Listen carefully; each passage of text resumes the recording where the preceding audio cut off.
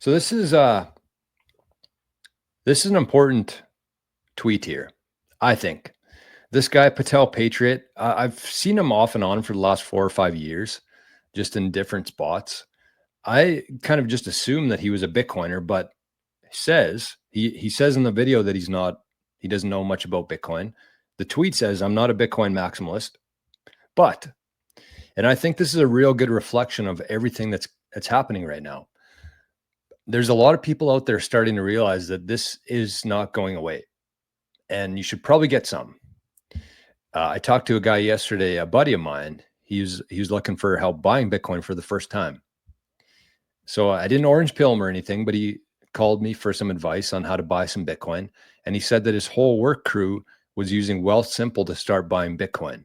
And I feel like that's a very small sample size, but I feel like it's a microcosm of kind of everything that's happening right now in Bitcoin. And we don't see it in the price, but there are a whole bunch of new average people getting into Bitcoin, which is amazing. Even though they're not going to get as much now as they would have a couple of years ago. But when we look back in 10 years from now, the people who started buying today, even though it seems kind of insignificant, those are going to be significant amounts. So let's listen to what Patel Patriot here has to say. It's about a 3-minute video about the executive order that was signed, what it means, and kind of what it looks like from a non-Bitcoiner's perspective. I think that's the key here. This is what it looks like from a non-Bitcoiner's perspective, which again is about 99% of the world right now. So the signal has never been more clear in Bitcoin. An United States digital asset stockpile. This is huge signal in this thing. Now, this is the biggie. Establishment of the strategic Bitcoin reserve in the United States digital asset stockpile. This is huge signal in this thing.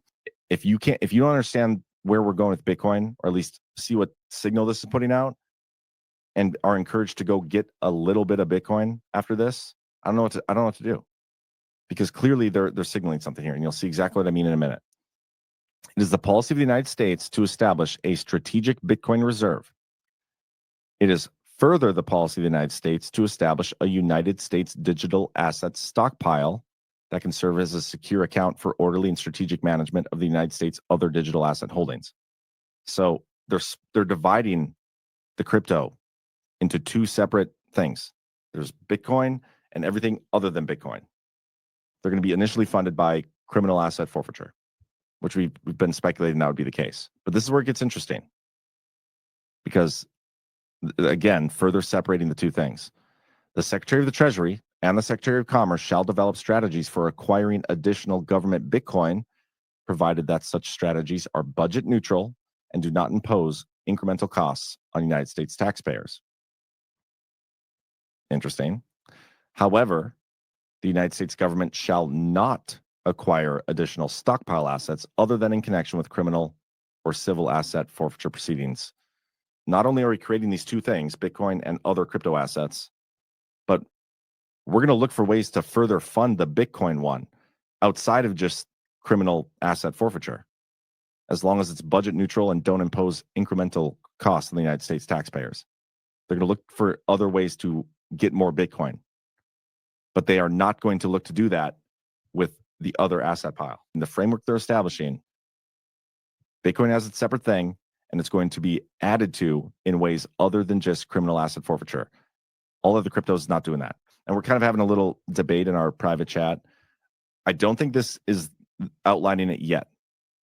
There's going to be more to this. They have the thing where, within 30 days of the date of this order, they're going to review the authorities and all these things and come up with a plan, and we'll further make it law, whatever. It's like every other executive order out there. Where this is going is they're going to basically, the stuff in the crypto stockpile is going to be sold and turned into Bitcoin. That's where this is going. It's not there yet, but the writing here and how they're framing this, it's the writing. Maybe they don't do it that way. I don't know, but it would make sense just based on the fact that they're looking for other creative ways, budget neutral ways to add to Bitcoin. But as of right now, this is major signal for Bitcoin. I know not everybody understands it. I don't even fully understand Bitcoin. That's fine. Just put $10 in. $10 a month, and see what that does for you long term if people like G Money are right about what Bitcoin might potentially be. Badlandsmedia.tv/river. 100%. Couldn't have said it better myself. Just start somewhere. $10 a month. Every single person on this planet. I don't care what anybody would argue in here. Everybody on this planet. I shouldn't say that. That's a lie. Let me backtrack a bit. Every person in the Western world could afford $10 a Bitcoin a month or a week or whatever, any amount of Bitcoin. You don't have to get a second job.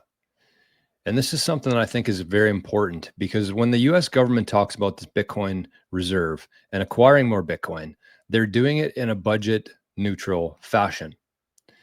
And I think if you just apply that to your own life and think about it the exact same way, you don't have to go out and get a second job. You don't have to work any harder than you are. You don't have to do anything crazy here. Sell some stuff around your house. Easiest thing to do. You got any money in the stock market? Cash it out, buy some Bitcoin. Stocks are not going to compare to Bitcoin, not even close. I know people like hanging on as long as they can to this old system here, but stocks are not even going to come close to the performance of Bitcoin. And that's just one single aspect of it, the performance. Never mind the ability to self-custody that Bitcoin. The ability to, if you wanted to, this would be a good experiment, I think, for people. You buy a little bit of Bitcoin, you set up a new wallet, you send it there. That creates one new UTXO. That's what it's called. It's basically a chunk of Bitcoin. That UTXO is going to sit there for as long as you don't spend it, as long as you hold on to that. That Bitcoin amount is going to sit there in the exact same amount. There's no property tax on that Bitcoin. There's no annual fee on that Bitcoin. There's no storage costs on that Bitcoin. Whatever you send there is going to be there in 10, 20, 30 years. And if you just keep adding to it, there's nothing that comes out of there unless you spend it. So as long as you hold on to it and you're doing this consistently and compounding it, you're going to be in 1,000 times better place. Your family's going to be in 1,000 times better place than you are today, just by doing something so simple as that. Sell some stuff around your house, sell some of your other assets. You don't have to do anything crazy here. Just start getting some Bitcoin. And he mentioned that he thought that the US was going to start selling. His big theory here, and like the game changer here, is that they're going to start selling their other digital assets for Bitcoin. I don't think that they're going to do that. A. B, it's not going to matter at all.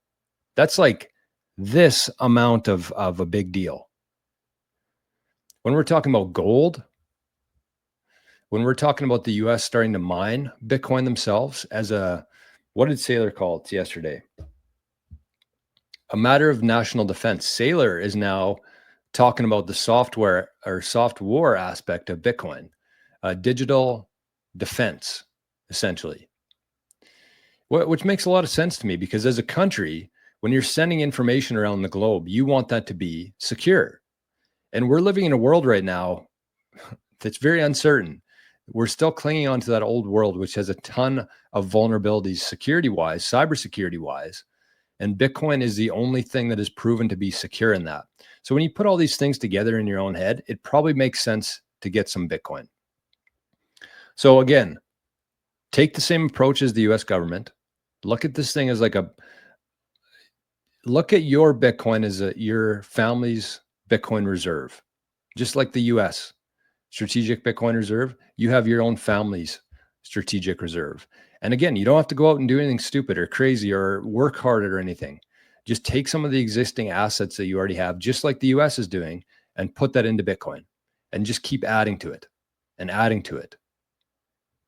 Like, it's not that hard. You don't have to fully understand this asset to be part of this thing. The only way that you lose in this whole game is by owning 0 Bitcoin. That's the reality here. The only way you can lose in this is by owning 0 Bitcoin. It's not that hard anymore. We're at a time now, like the guy I was talking to yesterday. He asked me where to buy it. I sent him the link and he figured it out himself. 5 years ago, I had to buy like a $500 membership so I could figure out how to buy Bitcoin and how to send Bitcoin. Like, it's not hard anymore. This is very straightforward stuff now for anybody out there. There's no excuses anymore. For your friends, for your family members, for anybody out there, there's no excuses for them not to have any Bitcoin at this point. Zero. A couple of years ago, it was harder to buy. 10 years ago, you had to meet a guy in a back alley wearing a fucking trench coat and buy some Bitcoin from him. Now you send some money digitally to an exchange. They send you Bitcoin. That's it. So it's incredibly easy. Plus, a couple of years ago, we didn't have Larry Fink here. We didn't have the richest guy in Mexico here. We didn't have Michael Saylor here. We didn't have Donald Trump here. We didn't have any of these guys who have confirmed that this thing is indeed going to be around for a while. The signal within Bitcoin has never been more clear than it is today. And people are getting lost in the price, the fiat price, a completely illusionary, made up number of Bitcoin.